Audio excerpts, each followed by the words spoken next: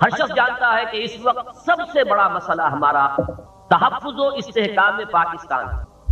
جو لوگ بالکل ہی اپنے ذاتی حالات میں یا اپنے آرام اور عیش میں یا اپنے ذاتی مسائل کے اندر گم ہو جاتے ہیں، ان کو چھوڑ کر جس شخص کے اندر بھی کچھ بھی شعور ہے ملی اور قومی اور ملکی، آپ کو معلوم ہے کہ وہ سخت تشویش سے دوچار ہے۔ بڑے بھیانک خطرات ہیں کہ جو چاروں طرف سے عمدے نظر آ رہے ہیں، اور ایک سب کانشس مائنڈ میں، ایک تحت شعور میں خوف ہے جو بالعموم طاری ہو چکا۔ یہ جو تحفظ و استحکام میں پاکستان کا مسئلہ ہے، اس سے میری دلچسپی کس حد تک ہے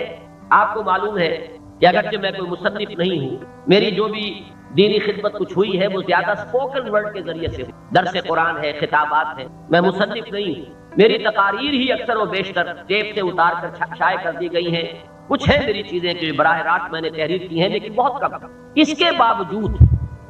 آپ کے علم میں ہے کہ میں نے 2 کتابیں استحکام پاکستان اور استحکام پاکستان اور مسئلہ سندھ کے عنوان سے، اس سے ظاہر ہوتا ہے کہ میرا اس کے ساتھ کتنا گہرا ایک قلبی اور ذہنی ربط ہے اس مسئلے کے ساتھ۔ اور میرے قریبی احباب جانتے ہیں کہ جو کچھ کراچی میں ہوا ہے سن 86 کے اواخر میں، اور اس کے بعد سے اس کے آثار جو ہے مسلسل چلے آ رہے ہیں۔ اب بھی کراچی کا ایک علاقہ وہ ہے کہ جہاں مسلسل رات کا کرفیو جو ہے وہ نافذ ہے۔ یہ حالات جو ہے ان کو دیکھ کر شدید طبیعت نے اثر لیا، اور میری علالت کے بھی اسباب میں سے سب سے بڑا سبب یہی ہے کہ ایک بڑا دھکا لگا اور بڑا صدمہ ہوا کہ ماں درچ خیال ہے وہ فلک درچ خیال ہے۔ ہم کیا امیدیں لیے بیٹھے اس ملک کے بارے میں، اور حالات کدھر جا رہے ہیں۔ مجھے یاد ہے ایک شعر بڑا پیارا کہا تھا نعیم صدیقی صاحب نے، یہ اس زمانے کی بات میں کر رہا ہوں جب سے میں طالب علم تھا، جمعیت طلبہ کا کارکن تھا۔ تو ایک شعر ان کا مجھے یاد ہے کہ آندھیوں سنبھل کے چلو اشتیاق میں، امید کے چراغ جلائے ہوئے ہیں ہم۔ کن امیدوں سے یہ ملک بنا تھا، کن امنگوں سے، کن ولولوں سے۔ میں بھی ایک نوجوان طالب علم کی حیثیت سے وہ نعرے لگانے میں بہرحال شریک رہا تھا کہ پاکستان کا مطلب کیا، لا الہ الا اللہ، اور لے کے رہیں گے پاکستان، اور مسلم ہے تو مسلم لیگ میں آ۔ ہائی اسکول کے ایک طالب علم کا جتنا شعور ہو سکتا ہے، بہرحال اس شعور کے ساتھ، اگرچہ یہ میں آپ سے عرض کر دوں کہ اس دور میں ایسا محسوس ہوتا ہے کہ ہمارے شعور کی سطح ایک دم بہت بلند ہو گئی ہے۔ یہ کچھ قومی اور ملی حالات ہوتے جن کے کچھ اثرات مترتب ہوتے ہیں، اس لیے کہ میں اب خود حیران ہوتا ہوں جب مجھے یہ یاد آتا ہے کہ سن 38 میں کل 6 برس کی میری عمر تھی، اور سن 38 میں علامہ اقبال کے انتقال کو اور مصطفیٰ کمال پاشا کے انتقال کو میں نے اپنے ذاتی صدمے کی حیثیت سے محسوس۔ اس وقت فضا میں کچھ ایسی کیفیات تھی کہ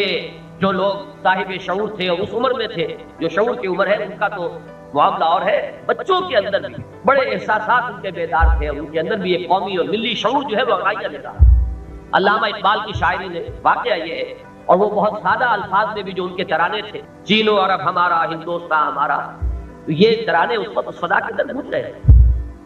اس اعتبار سے اس وقت جو حالات ہیں میں اب یاد کرتا ہوں تو حیرت ہوتی ہے۔ لیکن یہ کہ کن امنگوں سے، کن ولولوں سے، کن امیدوں سے یہ ملک حاصل کیا گیا، جو قربانیاں اس کے لیے دی گئی ہیں، اس کے لیے میں اکثر جھجکتا ہوں لفظ قربانی استعمال کرنے کی۔ وہ ایک مجبوری حادثے کے طور پر ہوا جو ہوا،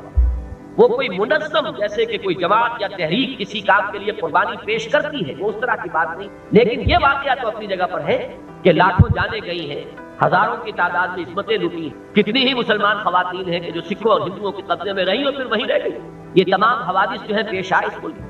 تو یہ قیمت بہرحال ہمیں دینی پڑی، چاہے ہم نے کسی اپنے پلاننگ کے تحت، کسی منظم اسکیم کے تحت یہ قربانی دی، یا یہ کہ مجبوراً وہ قربانی ہم سے لے لی گئی۔ لیکن یہ کہ اس میں کوئی فرق واقع نہیں ہوتا کہ یہ اتنی بڑی قربانیاں دے کر یہ ملک بنا۔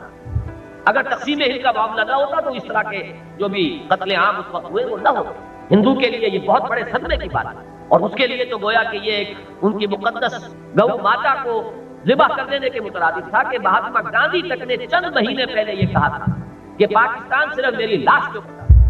اب ظاہر بات ہے کہ پھر جب بنا ہے پاکستان تو ان کے جو احساسات ہو سکتے تھے اس کا ہمیں خوب اندازہ ہے، اور اس کی وجہ سے جو وہ خون کی ندیاں بہیں، اور مجھے چونکہ خود تجربہ ہے، 1.25 مہینے ایک شہر میں ہم محصور رہے،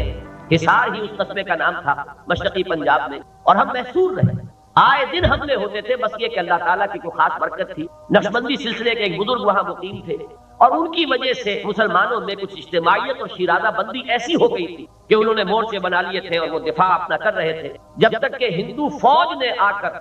مورچے نہیں توڑے ہیں اس وقت تک وہاں سے ہم نہیں۔ 1.25 مہینے مقابلہ کیا، اس میں نہ معلوم کتنے لوگ ہیں کہ جو شہید بھی ہوئے،